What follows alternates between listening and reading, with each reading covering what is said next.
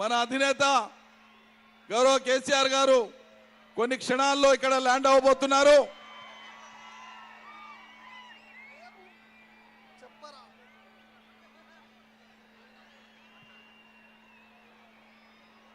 కొత్త ప్రాజెక్టులను తలపెట్టి పాత ప్రాజెక్టులు మొత్తం తెలంగాణ అవసరాలను తీర్చవు కాబట్టి కొత్త ప్రాజెక్టులను తలపెట్టి వాటి కోసం నీటి కేటాయింపుల కోసం కేంద్ర ప్రభుత్వం దగ్గర మన వాదనను ఎప్పటికెప్పుడు వినిపిస్తూనే న్యాయబద్ధంగా రేపు తేలేటువంటి నీళ్లు ఎన్నిదేళ్ళ అందుకు పరిమితమైనటువంటి పద్ధతిలోనే ప్రాజెక్టులకు రూపకల్పన చేసి ఈరోజు డిండి కానీ మునుగోడు దేవరకొండ ప్రాంతాలకు ఇచ్చేటువంటి ప్రాజెక్టు కానీ పాలమూరు రంగారెడ్డి కానీ ఉత్తరాన గోదావరి నది మీద కాళేశ్వరం కానీ మరి కాళేశ్వరాన్ని పూర్తి చేసుకున్నాం.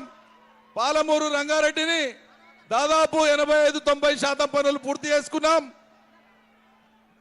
రిజర్వాయర్లన్నీ కూడా నింపుకోవడానికి సన్నద్ధమైనాం. ఒకవైపు మనం ప్రాజెక్టులు కట్టుకుంటా ఉంటే ఇంకోవైపు ఇదే కాంగ్రెస్ వాళ్ళు సిగ్గుపడాలి. ఇక్కడ పులిచింతల కట్టినప్పుడు పోయి మిషన్లు కాల్చినటువంటి వాళ్ళే మళ్ళీ పులిచింతల తర్వాత రాష్ట్రం వచ్చిన తర్వాత వాళ్ళ పాలన ఉన్నప్పుడు దాంట్లో కాంట్రాక్టులు పొందింది వాళ్ళే. పాలమూరు రంగారెడ్డి ప్రాజెక్టు కోసం మనం ముందుకు పోతా ఉంటే అనేక కేసులు వేసి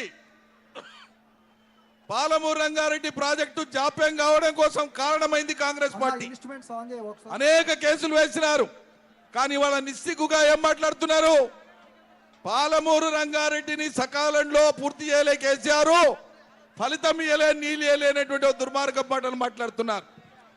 ఒకవైపు సహకరించని కేంద్రం మన నీటి వాటా తేల్చకుండా 9.5 ఏళ్లైనా సరే కృష్ణా నదిలో ఆంధ్ర తెలంగాణ వాటాను పంచకుండా ఒకవైపు కేంద్రం సహకరించని తీరు, మరోవైపు కాంగ్రెస్ వాళ్ళు వేసినటువంటి కేసులు, వీటన్నింటినీ అధిగమిస్తూ మనం ముందుకు పోయి పాలమూరు రంగారెడ్డిని రాష్ట్ర సొంత నిధులతో మనం దాదాపు పూర్తి చేసుకున్నాం. కొన్ని ప్రవాహ కాలువలు తవ్వుకుంటే ఈ స్థితిలో ఈరోజు ఆర్కెస్ట్రా సైలెన్స్ ఒక పెనుముప్పును, ఒక ప్రమాదాన్ని తెలంగాణ ప్రజల యొక్క జీవన్మరణ సమస్య అయినటువంటి కృష్ణా నది జలాల మీద ఒక గొడ్డలి పోటు లాంటిది కాంగ్రెస్ పార్టీ నిర్ణయం తీసుకుంది. కాంగ్రెస్ ప్రభుత్వం అదేంటంటే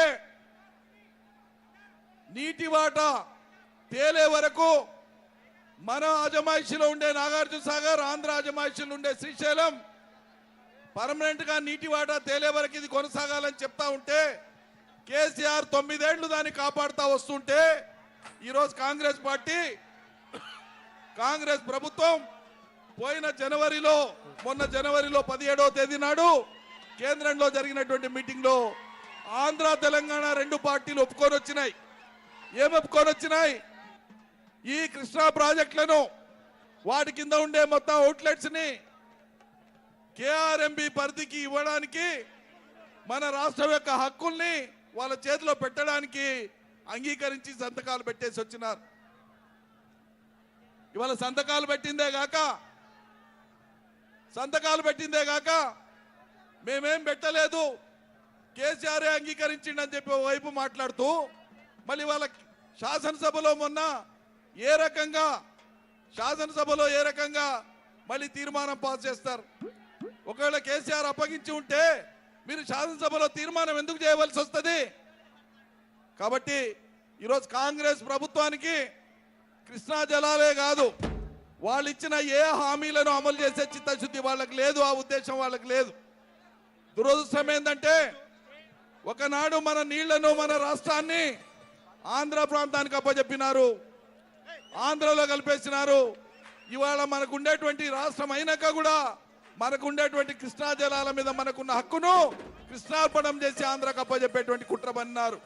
దీన్ని బహిరంగపరిచి తేటతెల్లం చేసి ప్రజల్లోకి తీసుకుపోవడం కోసమే మరోసారి జల ఉద్యమానికి శ్రీకారం చుట్టడానికే ఇవాళ నల్లగొండ వేదికగా ఈ శంఖారావాన్ని మోగించడానికి కేసీఆర్ గారు మరోసారి మీ ముందుకు వస్తున్నారు. పెద్ద ఎత్తున మీరందరూ కూడా స్వాగతించి ఈ సభను దిగ్విజయం చేయవలసిందిగా ప్రార్థిస్తూ సెలవు. జై తెలంగాణ. జై తెలంగాణ.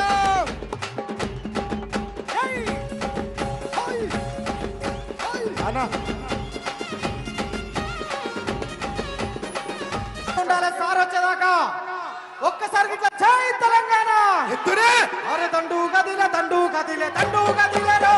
జై బోలో. కండువలు తీయాలందరూ. కండువలు తీయాలందరూ. దండు గదిలే దండు గదిలే దండు గదిలే. అన్న అందరి కండువలు తీయాలి. ఎవరి కండువలు టోపీలు చేతులలో ఉండాలి. అందరికీ గాలిలో తిరుగుతూనే ఉండాలి. పాట అయిపోయాక సార్ వస్తాను ఇంకొక 5 నిమిషాలలో. అన్న బిల్లింగ్